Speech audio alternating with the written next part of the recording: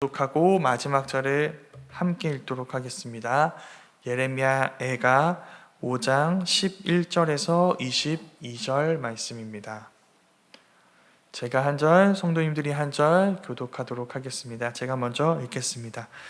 대적들이 시온에서 부녀들을, 유다 각 성읍에서 처녀들을 욕보였나이다. 지도자들은 그들의 손에 매달리고 장로들의 얼굴도 존경을 받지 못하나이다. 청년들이 맷돌을 지며 아이들이 나무를 치다가 엎드러지오며 노인들은 다시 성문에 앉지 못하며 청년들은 다시 노래하지 못하나이다. 우리의 마음에는 기쁨이 그쳤고 우리의 춤은 변하여 슬픔이 되었사오며 우리의 머리에서는 면류관이 떨어졌사오니 오호라 우리의 범죄 때문이니이다. 이러므로 우리의 마음이 피곤하고 이러므로 우리의 눈들이 어두우며 시온산이 황폐하여 여우가 그 안에서 노나이다. 여호와여, 주는 영원히 계시오며 주의 보좌는 대대에 이르나이다. 주께서 어찌하여 우리를 영원히 잊으시오며 우리를 이같이 오래 버리시나이까? 여호와여, 우리를 주께로 돌이키소서. 그리하시면 우리가 주께로 돌아가겠사오니 우리의 날들을 다시 새롭게 하사 옛적 같게 하옵소서. 주께서 우리를 아주 버리셨사오며 우리에게 진노하심이 참으로 크시니이다. 아멘. 네, 오늘 말씀은 애가의 결론이자 애가의 마지막 부분입니다. 이미 지난주 월요일에 제가 설교하며 한번 설명을 드렸지만 마지막인 만큼 간략하게 다시 좀 설명을 드려야 할 것 같습니다. 먼저 애가는 뒤집어진 세상에서 부르는 노래라고 했습니다. 그냥 정상적인 이 세상에서 무엇이 더해지거나 빠진 그런 정도의 상황에서 부르는 노래가 아니라 모든 것이 완전히 뒤집혀 버린 세상, 당연하고 영원할 거라 생각했던 모든 것들이 무너져 버린 세상. 예를 들면 당연한 부모의 양육을 받아야 되는 아이들이 양육받지 못하게 되고 그래서 굶어 죽게 되는데 너무나 끔찍하게도 어머니들이 죽은 아이를 자기 양식으로 삼는 그런 상황, 당연히 안전할 거라 믿었던 성벽과 성문들이 다 무너져 버려서 언약 백성이라고 불리는, 하나님의 언약 백성이라고 불리는 우리가 무방비로 이방인들의 침략과 학살을 당하는 이런 폐허 위에서 부르는 노래가 애가입니다. 그래서 애가는 어찌하여 라는 단어로 시작합니다. 쉽게 말하면 왜입니다. 왜. 눈이 닿는 모든 곳에서 나오는 말이 왜입니다. 온통 어찌하여 왜 뿐인 것이죠. 그런데 애가는 왜라는 질문으로 끝내지 않습니다. 스스로 그 질문에 답하려 합니다. 어찌하여 이런 일들이 일어난 것이지? 이런 상황에서 우리는 무엇을 어떻게 왜 해야 하는 것이지? 이전에 당연하게 생각했던 것의 토대 위에서 세운 모든 것들이 다 무너져 버렸기 때문에 이젠 새로운 토대 위에서 모든 것을 다시 새롭게 세워야 하는 것이죠. 그래서 애가는 지금 우리가 살고 있는 이런 평범한 세상 속에서가 아니라 모든 것이 뒤집혀진 그 세상 속에서 하나님에 대해 노래하는 법을 가르쳐 줍니다. 그래서 우리는 그런 현실 속에서 우리는 하나님을 어떻게 부를 것인가, 어떻게 노래할 것인가, 그런 하나님은 우리에게 어떤 분이신가를 더 깊이 이 애가를 통해 알아가게 되는 것이죠. 이 점 때문에 애가는 그냥 단순히 슬퍼하고 그냥 절망하는 것에서 끝나는 게 아니라 더 나아가서 하나님이 어떤 분이시고 또 우리에게 어떤 일을 행하시는 분이시고 우리는 그 하나님을 어떻게 불러야 하는지를 새롭게 이야기하고 깨닫게 하는 지혜 문학이라고 했습니다. 지혜를 주는 이런 시인 것이죠. 그리고 그 장르가 바로 그것이 보여주는 것처럼 애가는 바로 시입니다. 시. 근데 좀 특별한 형식으로 구성된 시입니다. 시에서는 한 줄을 한 행이라고 부릅니다. 애가서 1, 2, 4장은 총 22행으로 구성되어 있는데 이 22행의 각 행의 첫 번째 단어들이 다 히브리어 철자의 순서대로 배열되어 있습니다. 그러니까 우리로 따지면 첫 번째 행은 기역으로 시작되는 단어로 시작하고 두 번째 행은 니은으로 시작되는 이 단어로 시작하고 이렇게 쭉쭉쭉 가서 맨 마지막에는 히읗으로 시작하는 단어로 이렇게 행이 마무리되게 되는 것입니다. 이런 구조는 이 시를 더 쉽게 외울 수 있게 하는 효과를 갖게 합니다. 그리고 이 애가의 내용을 좀 더 담담하고, 너무나 끔찍한 내용인데 이 모든 내용을 더 담담하고 절제된 말로 노래하는 효과를 가지게 됩니다. 이렇게 1, 2, 4장이 이런 형식으로 구성되어 있습니다. 몇 장이 빠져 있죠? 3장과 5장이 빠져 있죠. 먼저 3장이 빠진 이유는 단순합니다. 3장은 이 히브리어 각행의 이 히브리어 철자들이 하나씩 배열된 게 아니라 3개씩 배열됩니다. 순서대로 배열되되 3개씩 배열됩니다. 그러면 1, 2, 4장이 22절이니까 3장은 몇 절일까요? 22 곱하기 3에서 66절이겠죠. 그래서 3장은 가장 종합적이고 풍성한 내용을 담고 있습니다. 그런데 5장은 그렇지가 않습니다. 5장은 22절입니다. 그러니까 앞에서 본 1, 2, 4장처럼 이것도 이제 히브리어 철자 배열대로 이렇게 구성된 시겠구나 라고 생각할 수 있지만 그렇지가 않습니다. 그런 규칙으로 진행되지 않아요. 그리고 5장은 1, 2, 3, 4장에서 자주 사용되는, 애가를 쓰기 위해 사용되는 형식 중에 키나라는 형식이 있거든요. 그런데 그 형식이 사용되지 않습니다. 그런 형식을 사용해서 어떤 운율을 만드는 게 시인데 5장은 그렇게 하지 않아요. 분량으로 봐도 5장은 4장보다 3분의 1 정도가 짧습니다. 그러니까 이걸 전체적으로 봤다고 생각하면 1, 2, 3, 4장에서 진행되던 그 모든 것들이 갑자기 5장에서 툭 끊겨버린 것처럼 느껴지죠. 5장은 전혀 다른 형식으로, 다른 방식으로 진행되기 때문에 1, 2, 4장과 5장은 다른 세상인 것처럼 보입니다. 여기에도 의도가 있습니다. 시인은 이 시 전체의 구성처럼 1에서 4장까지 진행되는 이 비극적인 상황이 끝나기를 바라고 있는 것이죠. 더불어 5장은 시인이 노래했다기보다는 시인이 지금까지 1, 2, 3, 4장에서 위로해주고 그리고 이를 위해서 하나님께 탄원했고 우리 함께 기도하자라고 얘기했던 그 청중이, 그 회중들이 기도하는 내용을 담은 것처럼 보이는 내용으로 가득 차 있습니다.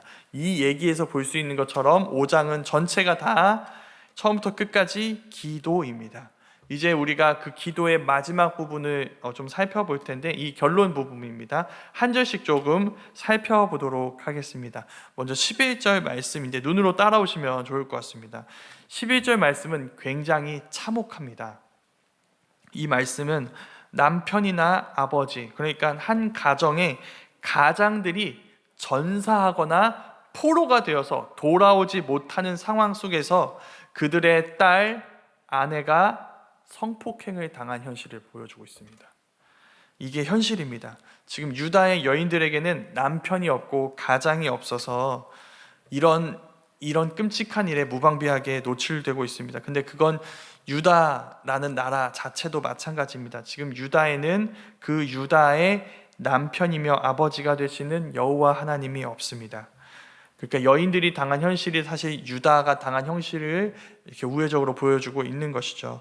22절 말씀 보시면 이게 고대 근동의 굉장히 끔찍한 처형법이 묘사되어 있습니다. 당시의 전쟁에서는 어떻게 했냐면 이 적국의 지도층들을 이렇게 사로잡고 이거 죽인 다음에 어떻게 했냐면 그들의 손을 묶어서 매달아 놓고 전시해 놓았습니다. 그러니까 어떤 메시지인 것이죠. 이런 너희들이 지도자라고 하는 이들을 수치스럽게 하고 굉장히 끔찍하게 살해한 모습들, 이게 우리의 강함이다라는 것을 과시하는 그런 일들을 행했던 것입니다. 그래서 남겨진 어린 백성들, 아까 얘기했죠. 아버지가 죽고 남편이 죽었고 남겨진 어린 백성들은 13절 말씀 보시면 이런 노역을 당하게 됩니다. 13절은 지금 어떤 상황인 거냐면 청년들과 소년들이 적군의 식사를 준비하는 장면이에요. 적군의 식사를. 그래서 맷돌을 갈고 나무를 들고 있습니다. 불을 피우기 위해서. 근데 지금 식사를 준비하는 이 소년들이 굶주린 상태예요. 굶주린 상태에서 적군의 식사를 준비하다가 힘이 없어서 넘어지는 장면을 13절 말씀이 보여주고 있는 것이죠. 그걸 다 종합한 내용이 14절 말씀입니다. 성문에서는 장로들이 그쳤고 청년들에게서는 노래가 나오지 않습니다. 원래는 장로들이 성문에 앉는 것과 청년들이 노래를 부르는 것은 너무너무 당연한 일상적인 일이었습니다. 근데 그 일상이 멈춰버린 것이죠. 기존의 질서가 어떻게 된 걸까요? 뒤집혀져 버린 것입니다. 15절도 마찬가지입니다. 기쁨이 있고 뭐 춤이 나오고 이러는데 여기서 기쁨과 춤은 명절을 의미합니다. 명절. 기뻐하는 날이에요. 명절은 춤추는 날입니다. 근데 명절이 와도 이제 기뻐할 수 있을까요? 없을까요? 기뻐할 수 없죠. 기쁨이 없고 춤을 출 수가 없습니다. 근데 그건 단순히 절망이 왔다는 말만이 아닙니다. 16절 말씀 보면은 머리에서 면류관이 떨어졌다는 표현이 나오는데 이 표현은 어떤 표현이냐면 하나님이 영원할 거라고 약속했던 우리의 왕, 그 다윗의 왕조 이 계보가 끝나버렸다는 것을 의미합니다. 그게 우리의 영광이었어요. 면류관이었어요. 우리가 의지하고 있었던 버팀목이었어요. 근데 그게 무너져 버렸죠. 그래서 지금 이렇게 절망하고 있는 것입니다. 그래서 시인은 17절 말씀 보면은 마음이 피곤하다라고 이야기하는데 여기서 마음이 피곤하다라는 얘기는 좀 더 직역하면은 우리의 심장이 쇠약해졌다는 뜻입니다. 그리고 우리의 눈들이 어두워졌다고 이야기하죠. 그래서 종합하면 뭐냐면 이제 내 심장이 뛰지 않아요. 이제 희망이 보이지 않습니다. 18절 말씀은 황폐해진 시온산에서 여우들이 논다고 이야기를 합니다. 근데 여기서 여우는 굉장히 하찮은 짐승을 의미해요. 근데 그 하찮은 짐승이 와서 이렇게 놀고 있는데 우리가 살고 해서 그냥 마음대로 막 지나다니고 있는데 지금 어떤 건가요? 이 여우를 쫓아낼 힘조차 지금 남아있지 않은 상황인 것이죠. 바로 이런 상황에서 시인이 마지막 노래를 부릅니다. 그게 19절에서 22절 말씀이에요. 먼저 19절 말씀입니다. 이렇게 이야기하죠. 여호와여 주는 영원히 계시오며 주의 보좌는 대대에 이르나이다. 이 한 구절이 지금까지 시인이 이야기한 이유입니다. 지금까지 시인이 노래하고 기도했던 이유예요. 우리의 세상이 무너졌죠. 뒤집어져 버렸죠. 근데 하나님은 영원히 계시는 분이세요. 하나님은 무너지지 않으셨어요. 우리의 세상은 무너졌지만 하나님은 영원하십니다. 그분이 앉아 계신 보좌, 그 보좌가 상징하는 그분의 통치는 영원하다는 거예요. 그 말이 무슨 말일까요? 하나님은 영원하시죠. 그 영원하신 하나님에 비해서 우리의 애가의 시간은 짧다는 의미입니다. 우리의 애가의 시간은 끝이 있어요. 언젠간 반드시 끝나게 될 거예요.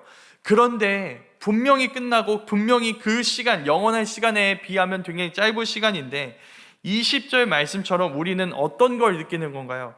이게 너무 영원할 것 같아요. 이게 너무 길게 느껴져요. 너무 끝나지 않을 것처럼 느껴져요. 하나님이 우리를 너무너무 오랫동안 잊으시는 것처럼 느껴지는 것이죠. 그러니까 두 가지입니다. 영원함, 하나님이 영원하신 분이라는 것을 믿는 그 믿음과 그럼에도 불구하고 이 현실 속에서 겪는 고난이 영원할 것 같다는 느낌 사이에 시인이 있는 것이죠. 자, 여기서 시인은 어떻게 할까요? 시인은 믿음을 붙잡습니다. 기어코 그 절망이 영원할 것 같다, 이건 끝나지 않을 것 같다는 그 느낌 속에서는 느껴지지 않는 것 같은 영원하신 하나님을 붙드는 것이죠. 성경 말씀이 말한 대로 이 현실 속에서도 그 말씀이 말하는 그 진리의 말씀을 믿고 하나님을 부르는 것입니다. 그래서 그가 하는 기도는 굉장히 특별합니다. 시인은 우리가 하나님 당신께 돌아가겠습니다 라고 기도하지 않습니다. 어떻게 기도하나요? 우리가 당신께로 돌아가게 해달라고 기도합니다. 우리가 돌아가겠다가 아니라 우리를 당신께로 돌아가게 해 주십시오. 그럼 우리가 돌아갈 수 있습니다 라고 이야기합니다. 이 기도가 무엇을 알려주는 걸까요? 우리는 스스로 하나님께 돌아갈 수 없습니다. 하나님께서 돌아가게 해 주셔야, 그 일을 위해 하나님께서 우리에게 돌아오셔서 우리를 돌이키셔야만 우리는 하나님께 돌아갈 수 있어요. 그때 일어날 일들에 대해서 시인이 노래하는 내용이 굉장히 모순적으로 들립니다. 한번 들어보세요. 우리가 옛날처럼 새로워질 것이다. 어떻게 들리시나요? 옛날과 다른 것이 새로운 건 아닌가요? 그렇죠. 옛날이 이제 끝나고 이제 새로운, 옛날에는 없었던 것들이 나타나야 새로운 것이라고 이야기할 수 있습니다. 그런데 시인은 옛날처럼 우리를 새롭게 해달라고 기도하고 있습니다. 여기에서 시인의 소망이 무엇인지 우리는 알 수 있습니다. 시인이 지금 바라는 건 뭔가 크고 놀라운 새로운 것들이, 그러니까 이전에 없던 것들이 아닙니다. 시인이 바라는 것은 하나님, 이전에 우리와 함께 하셨던 그 하나님을 원하는 것이죠. 그 하나님과 함께 하는 것이 진정으로 의미 있고 새로운 것이라고 이야기하는 것입니다. 그 하나님께 돌아가는 것은 그저 캐캐묵은 옛날 이야기로 돌아가는 것이 아니라 영원한 어떤 세월의 흐름으로도 변함없는 진리이신 하나님께로 돌아가는 것입니다. 그건 언제나 새로운 일입니다. 변하지 않는 진리로 돌아가는 것은 언제나 새로운 일이라는 것이죠. 하나님이 바로 이 기도에 응답해 주셨습니다. 하나님은 결국 그를 떠난 죄인을 찾아와 그들을 돌이키셔서 그들이 하나님께로 돌아가게 해 주십니다. 그게 우리가 믿는 복음이라는 소식인 것이죠. 오늘 말씀을 다시 한번 보도록 하겠습니다. 예수님은 11절 말씀 무엇은 얘기였죠? 가장을 잃어서 세상의 멸시와 폭력과 무관심 속에서 죽어가는 이들의 남편과 가장이 되어주셨습니다. 예수님이 그 일을 행하셨어요. 16절 말씀 보면은 우리의 면류관이 떨어졌다. 무슨 뜻이라고 했죠? 우리의 왕 다윗의 왕조가 완전히 끊어졌다라고 절망하는 내용이라고 했습니다. 그런데 예수님은 다윗의 자손으로 나셨고 우리가 알던 그 다윗보다 더 위대하고 새로운 진정한 다윗 왕이 되어 주셨습니다. 12절 말씀이 이렇게 얘기했습니다. 고관들이 전쟁 풍습이라고 이야기했죠. 고관들이 죽임을 당하고 이렇게 매달아 놓는 것, 두 손을 묶어서 매달아 놓는 게 그들이 당한 일이라고 했습니다. 그런데 그 일을 누가 당하셨나요? 예수님이 당하셨죠. 예수님은 두 손이 묶인 채, 나무에 못 박혀 묶인 채 우리가 당해야 할 그 모든 수치와 죽음을 담당하셨습니다. 15절이 이렇게 얘기했습니다. 이젠 기쁨으로 춤을 추는 명절에도 우린 이제 웃을 수 없다. 우린 즐거워할 수 없다. 바로 그 모습으로 울고 있던 마리아에게 예수님은 찾아가셔서 그의 이름을 부르셨고 두려워하지 말라고, 내가 다시 부활했다고 말씀하시며 수많은 죽음 앞에서 절망하는 우리에게 부활의 소망이 되어 주셨습니다. 그래서 우리는 그 주님 안에서 다시 기뻐할 수 있고 춤을 출 수 있는 구원을 경험하게 됩니다. 다시 우리를 구원하신 주님의 은혜를 노래할 수 있고 우리처럼 애가를 부르는 이들에게 주님이 우리에게 돌아오셨다, 우리를 돌이키셨다, 그러니 우리 돌아갈 수 있다라고 얘기할 수 있습니다. 그러니 우리 함께 기뻐하자라며 복음을 전할 수 있게 된 것이죠. 예수님 안에서 이 모든 변화가 우리에게 이루어진 것입니다. 그 변화가 우리 삶 속에서 이루어질 수 있기를 간절히 소망합니다. 주님께서 우리에게 돌아오셔서 우리를 돌이키셨기에 우리가 주님께로 돌아갈 수 있고 그 구원을 경험하고 노래할 수 있으니 우리 모두가 그 구원을 살아내고 그 구원을 전하는 은혜의 통로로 누군가의 애가를 부르는 그 누군가의 위로가 되어줄 수 있는 자들이 될 수 있기를 소망합니다. 그래서 우리가 이 자리에서 함께 주님을 기뻐하고 더 나아가 기뻐할 수 있는 많은 이들을 이 기쁨의 자리로 초대해 함께 주님의 구원을 노래하고 기뻐할 수 있는 우리 모두가 될 수 있기를 간절히 소망합니다.